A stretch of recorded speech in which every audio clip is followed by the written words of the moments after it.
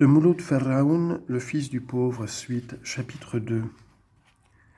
Le touriste qui ose pénétrer au cœur de la Kabylie admire par conviction ou par devoir des sites qu'il trouve merveilleux, des paysages qui lui semblent pleins de poésie et éprouve toujours une indulgente sympathie pour les mœurs des habitants. On peut le croire sans difficulté du moment qu'il retrouve n'importe où les mêmes merveilles, la même poésie, et qu'il éprouve chaque fois la même sympathie. Il n'y a aucune raison pour qu'on ne voie pas en Kabylie ce qu'on voit également un peu partout. Mille pardons à tous les touristes. C'est parce que vous passez en touriste que vous découvrez ces merveilles et cette poésie. Votre rêve se termine à votre retour chez vous et la banalité vous attend sur le seuil.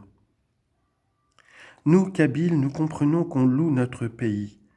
Nous aimons même qu'on nous cache sa vulgarité sous des qualificatifs flatteurs. Cependant, nous imaginons très bien l'impression insignifiante que laisse sur le visiteur le plus complaisant la vue de nos pauvres villages.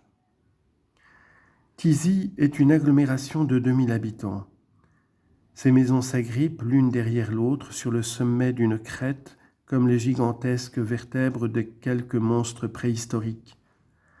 200 mètres de long, une rue principale qui n'est qu'un tronçon d'un chemin de tribu reliant plusieurs villages, conduisant à la route carrossable et par conséquent aux villes. Cette rue principale garde sa largeur d'origine aux endroits où elle n'est murée que d'un côté, 6 bonnes coudées au moins. Comme souvent on a construit des deux côtés, elle a été grignotée et elle fait pitié dans sa prison de pierre. Elle étoufferait si elle ne laissait s'épanouir de distance en distance, tantôt à droite, tantôt à gauche, des petits bras capricieux, des ruelles encaissées qui s'enfuient vers les champs. En bonne logique, comment exiger qu'une rue faisant partie d'un chemin soit traitée autrement que ce chemin ? Pourquoi faut-il la paver si ce chemin ne l'est pas ? Ils sont tous deux poussiéreux en été, elle est plus boueuse en hiver car elle est plus fréquentée. Pour la même raison d'ailleurs, elle est continuellement plus sale. C'est la seule différence. Quant aux ruelles, elles lui ressemblent, puisqu'elles sont ses filles. Qu'on imagine à un certain endroit 2 ruelles opposées qui partent du même point, l'un à gauche, l'autre à droite. À cet endroit privilégié, la rue est large. Est-ce par un hasard mystérieux ou une décision dont l'opportunité échappe à l'heure actuelle ? Nos aïeux n'ont pas construit aux 4 angles du carrefour. Vous êtes sur la grande place du village, la place aux musiciens, notre Djemara. Elle est unique et le quartier d'en haut l'envie au quartier d'en bas. De larges dalles de schiste sur 50 cm de maçonnerie indécise contre les pignons des maisons forment les bancs de la Tajmaït, sur lesquels viennent s'asseoir les hommes et les enfants. Une faveur spéciale a doté l'un de ces bancs d'une toiture à claire-voie. C'est le plus recherché à cause de sa fraîcheur en été et parce qu'il abrite en hiver. Lorsqu'on débouche sur la Djemara par le nord, ce banc se trouve à gauche, juste en face d'une ruelle en cul-de-sac que barre, à une vingtaine de mètres, le portail d'une habitation. C'est ce banc qui est orné de la meilleure dalle.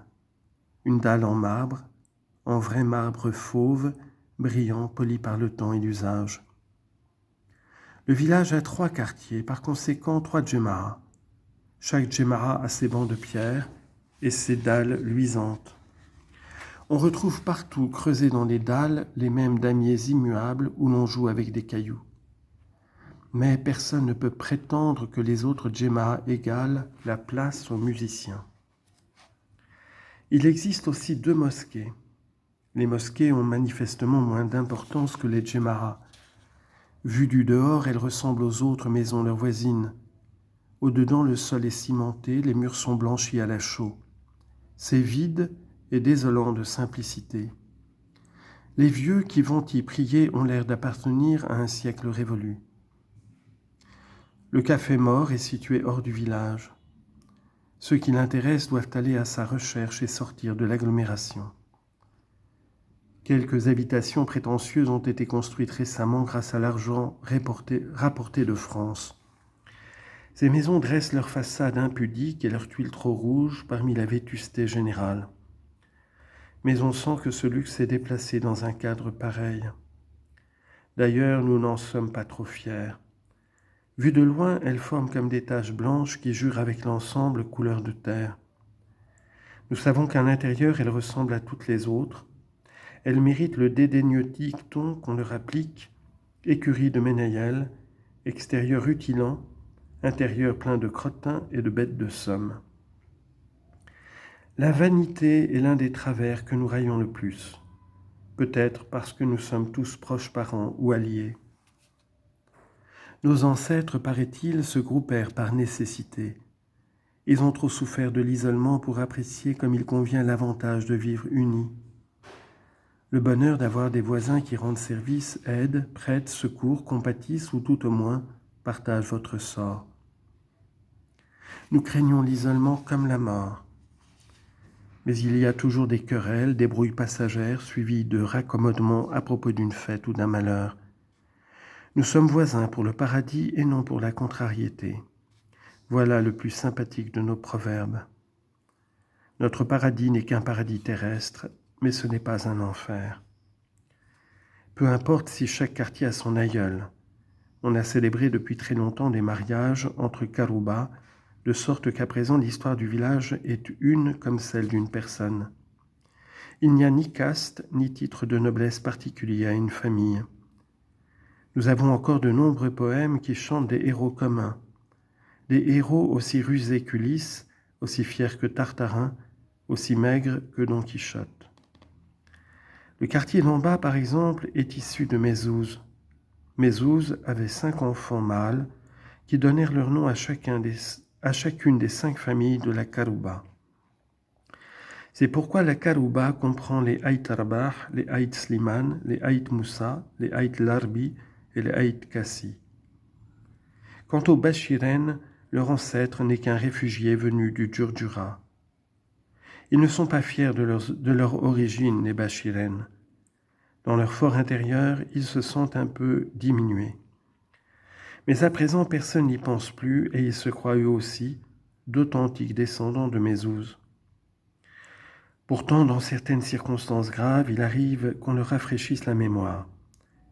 Cela ne se produit que lorsqu'un intérêt comme important est en jeu. En plus de cette origine commune ou identique, nous sommes de la même condition parce que tous les Kabyles de la montagne vivent uniformément de la même manière. Il n'y a ni pauvres ni riches.